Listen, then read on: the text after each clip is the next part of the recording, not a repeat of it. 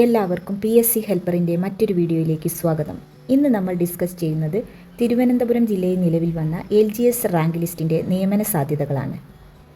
തിരുവനന്തപുരം ജില്ലയിൽ നിലവിൽ വന്ന LGS റാങ്ക് ലിസ്റ്റിൻ്റെ ഒരു മോഡൽ റൊട്ടേഷണൽ ചാർട്ട് നമ്മുടെ ചാനലിൽ തന്നെ അപ്ലോഡ് ചെയ്തിട്ടുണ്ട്. ആ മോഡൽ റൊട്ടേഷണൽ ചാർട്ടിൻ്റെ അടിസ്ഥാനത്തിലുള്ള നിയമന സാധ്യതകളാണ് നമ്മൾ പരിശോധിക്കുന്നത്. ഇതിൽ ശ്രദ്ധിക്കേണ്ട ഒരു കാര്യം എന്ന് പറയുന്നത് 50% റിസർവേഷൻ റൂൾ പ്രകാരം മൊത്തം റിസർവേഷൻ 50%-ൽ കൂടാൻ പാടില്ല.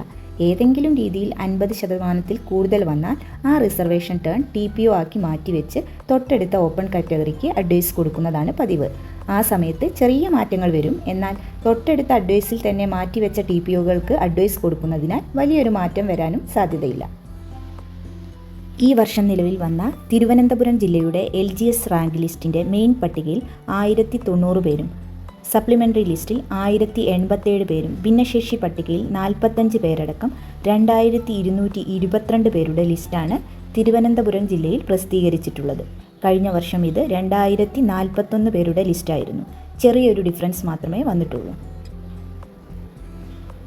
അടുത്തതായി 3 രീതിയിലുള്ള നിയമന സാധ്യതകളാണ് നമ്മൾ പരിശോധിക്കുന്നത്. ഇതിലെ ഒന്നാമത്തെ സാധ്യത എന്ന് പറയുന്നത് ഒരു 850 വേക്കൻസി വന്നാൽ ആർക്കൊക്കെയാണ് നിയമന സാധ്യത എന്നുള്ളതാണ്. ഈ 850 വേക്കൻസി എന്ന് പറയുന്നത് തിരുവനന്തപുരം ജില്ലയിൽ ഒരു വേസ്റ്റ് രീതിയിലുള്ള നിയമനം നടന്നാൽ ഉണ്ടായേക്കാവുന്ന കാര്യമാണ് പറയുന്നത്. പൊതുവെ തിരുവനന്തപുരം ജില്ലയിലാണ് നല്ല രീതിയിൽ നിയമനം നടക്കുന്ന ഒരു ജില്ല എന്ന് പറയുന്നത്.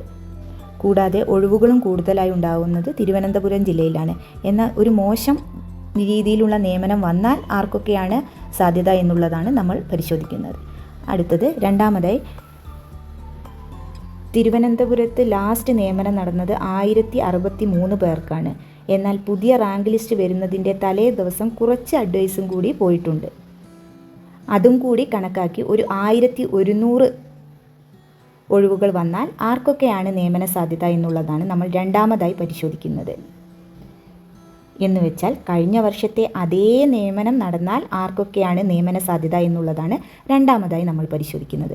മൂന്നാമത്തെ സാധ്യത എന്ന് പറയുന്നത് മെയിൻ ലിസ്റ്റിലെ മുഴുവൻ പേർക്കും, മെയിൻ ലിസ്റ്റ് 1090 പേരാണ് ഉള്ളത്.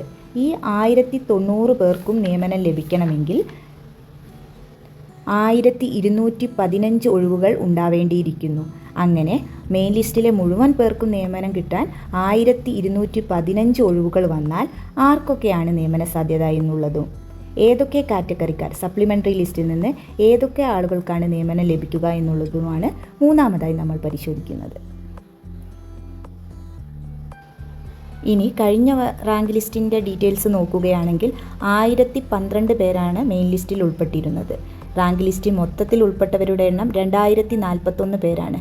1012 പേർ മെയിൻ ലിസ്റ്റിലും 945 പേർ സപ്ലിമെൻ്ററി ലിസ്റ്റിലുമായി മൊത്തം റാങ്ക് ലിസ്റ്റിൽ ഉൾപ്പെട്ടവരുടെ എണ്ണം 2041 പേരാണ്. ഈ 2041 പേരിൽ നിന്നും 1063 പേർക്കാണ് ഇപ്പോൾ അഡ്വൈസ് കിട്ടിയിട്ടുള്ളത്. ഇനി ലാസ്റ്റ് ദിവസം കുറച്ചും കൂടി അഡ്വൈസ് പോയത് വെച്ച് നോക്കിയാൽ ഒരു 1100 മുകളിലേക്ക് പോകാനാണ് സാധ്യത.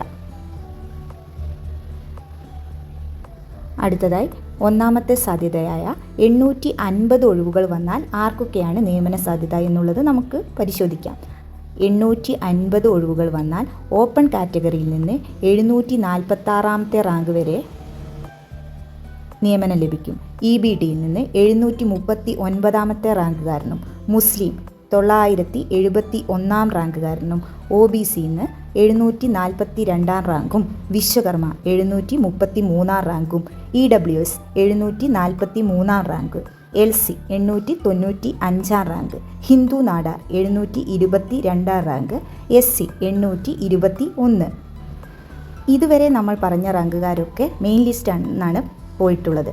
എന്നാൽ ST പോയിരിക്കുന്നത് സപ്ലിമെൻ്ററി ലിസ്റ്റിലെ 17ാം റാങ്കുകാരനാണ്. ധീവര സപ്ലി 2. ഈ സപ്ലിയിൽ നിന്ന് എടുക്കുക എന്ന് വെച്ചാൽ മെയിൻ ലിസ്റ്റിലെ ആ കാറ്റഗറിക്കാർ മുഴുവൻ പോയ ശേഷമാണ് സപ്ലിയിൽ നിന്ന് വരിക. SCC സപ്ലി 7ാം റാങ്കുകാരനാണ് പോവുക 850 ഒഴിവുകൾ വന്നാൽ. SIUC 688 rank. ഇത് മെയിൻ ലിസ്റ്റിൽ നിന്ന് തന്നെയാണ് പോയിട്ടുള്ളത്. ഇനി അടുത്തത് differently able LV സപ്ലി 9ാം rank, differently able LD സപ്ലി 3, differently able HI സപ്ലി 7, differently able M supply 5. അടുത്തതായി നമ്മൾ പരിശോധിക്കുന്നത് 1100 ഒഴിവുകൾ വന്നാൽ ആർക്കൊക്കെയാണ് നിയമന സാധ്യത എന്നുള്ളതാണ്. കഴിഞ്ഞ വർഷം നടന്ന അതേ രീതിയിലുള്ള ഒരു നിയമനം ഉണ്ടാവുകയാണെങ്കിൽ ആർക്കൊക്കെയാണ് സാധ്യത എന്നുള്ളതാണ്.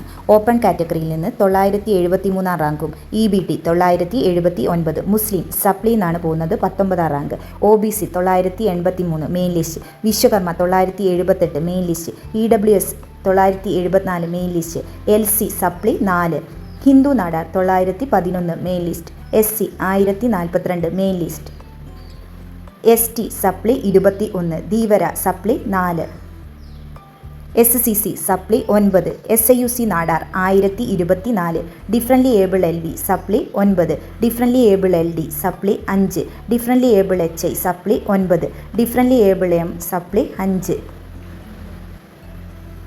അടുത്തതായി നമ്മൾ പരിശോധിക്കുന്നത് മെയിൻ ലിസ്റ്റിലെ മുഴുവൻ ആളുകൾക്കും നിയമനം ലഭിക്കുകയാണെങ്കിൽ എന്ന് വെച്ചാൽ മെയിൻ ലിസ്റ്റിൽ 1090 ആളുകളാണുള്ളത്.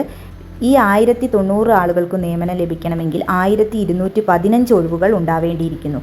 അങ്ങനെ വന്നാൽ ഓപ്പൺ കാറ്റഗറിയിൽ നിന്ന് 1090 റാങ്കും, EBT 1081, Muslim supply 32, OBC 1084, Vishwakarma 1 supply, EWS supply 1, LC supply 8, Hindu Nadar main list 1031, SC supply 1, ST supply 24, Dheevara supply 6, SCC supply 11, SIUC Nadar main ലിസ്റ്റിൽ 1074 rank, differently able LV supply 9, differently able LD supply 7, differently able HI supply 9, differently able M supply 5.